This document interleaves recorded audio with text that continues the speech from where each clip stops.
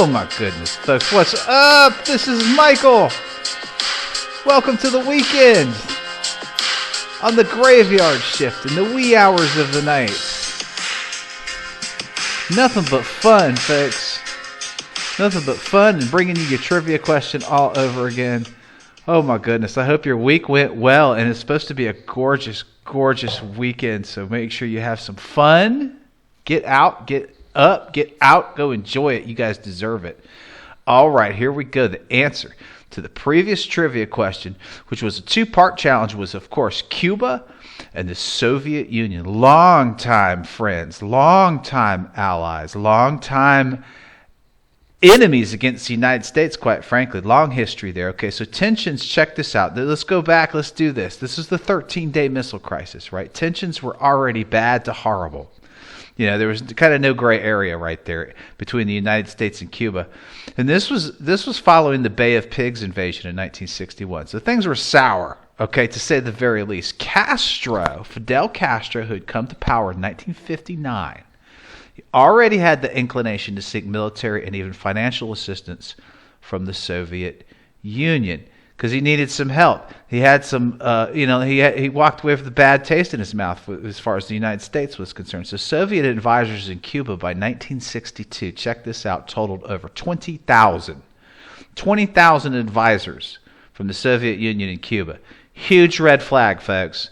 Hello, something's going on. You got 20,000 Soviets in Cuba, right? Like, we're not going to notice. Okay, yeah, something's up there. Do you think? I mean, really? So Cuba became dependent on this aid from Russia. Military, financially, for sure, they became dependent on that. And they both had negative mutual feelings, as I referenced, towards the United States. Khrushchev, now let's deal a little bit with Khrushchev. He thought the United States had placed missiles in Turkey.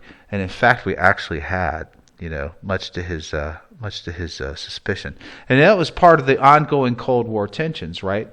I often talk about coming out of World War II, how Cold War ramped up and went into full effect. Cuba and the Soviet Union were definitely gambling on a tough stand against the United States. So they saw something there that maybe they could benefit each other through a partnership. Of course. Now, on October 14th, 1962, a U-2 spy plane flying over Cuba discovered nuclear missile sites under constructions and took multiple photographs of this evidence. I mean, just as plain as day. It was not hidden at all. That was, of course, the focus of the trivia question. These missiles would have easily been capable of quickly reaching the United States.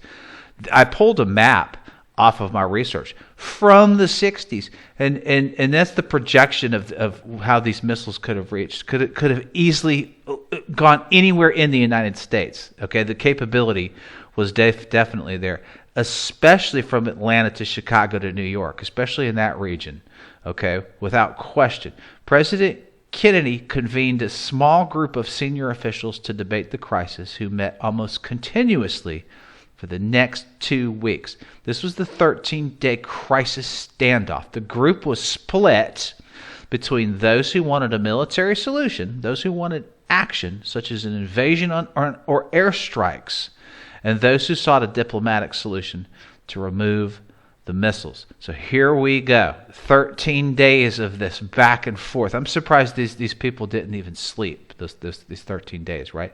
So here's the action that was taken. First of all, Kennedy ordered a naval blockade to prevent any further missiles from being sent into the area. This went down in history as a quarantine of sorts, right? So he put a naval blockade around Cuba to prevent any more missiles from coming in. Next, he threw down the gauntlet and offered an ultimatum, basically. He said, you either remove these existing missiles, or I'm making it clear that the United States is prepared to use military force, if necessary, to neutralize any perceived threat. He couldn't put it in more clear than he did. Some Americans, and he went in front of American on TV and made these announcements. He said, listen, this is what's going on. I'm going to be as transparent as I can for you. Now, some Americans, fearing their country was on the brink of nuclear war, and we actually were, folks, hoarded food and gas and hurried to finish uncompleted backyard bunkers and nuclear shelters, which was also featured earlier this month, I think, or maybe last month, in trivia questions. The backyard bunkers and the shelters and so forth. This was that era. Was exasperated for sure. People were building backyard bunkers, were rushing to the grocery store and buying out all kinds of stuff. Panic, absolute panic, as you can imagine. People thought we were going to go to war. They were going to fire off missiles into the United States for sure. Finally, on October 28th, after all this was said and done, very tense 2-week standoff, Khrushchev announced that they would in fact withdraw missiles from Cuba, and they did so in the spring of 1963. Rather in the spring of 1963. Thereafter, the United States quietly removed the missiles from Turkey. That was not made public until later on down the road, but Kennedy agreed to do that as well. So there was some bargaining there. There was a little bit of diplomacy there, but mostly it was a very tense standoff after these nuclear missiles were discovered. Not 90 miles away, folks. The crisis, a couple of geek factoids, the crisis between the United States, Cuba, and the Soviet Union is regarded as the closest the world has come to a nuclear exchange. And that has been factually and historically proven, folks. It's a very scary time. Soon after this incident, the famous hotline was installed between the United States and Soviet Union to help resolve future conflicts and to, of course, to promote diplomacy. Pick up the phone, give me a call next time you want to ship missiles into Cuba, please. How about that? It was later learned that the missile, I don't know if it exactly went like that, but theoretically speaking, of course, it was later learned that the missiles on Cuba were in fact operational and were armed with nuclear warheads. How about that? Now let that set in, folks. Can you imagine being alive in 1962 and having your president tell you this? I mean, you think COVID was bad as far as panic goes. These were nuclear missiles aimed at us, right?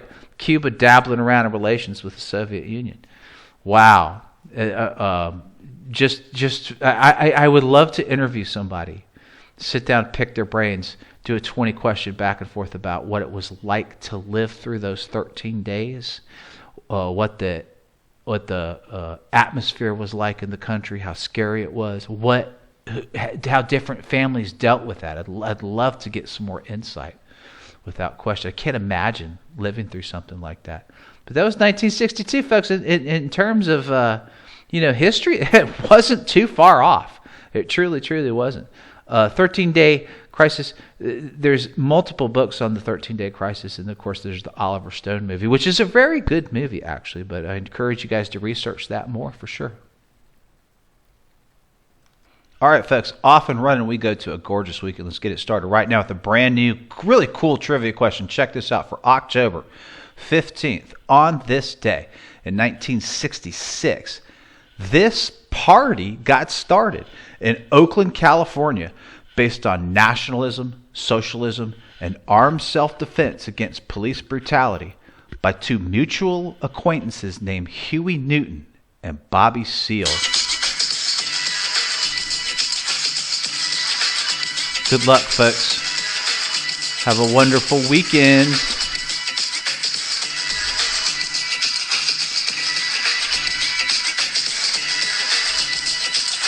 And fight the power.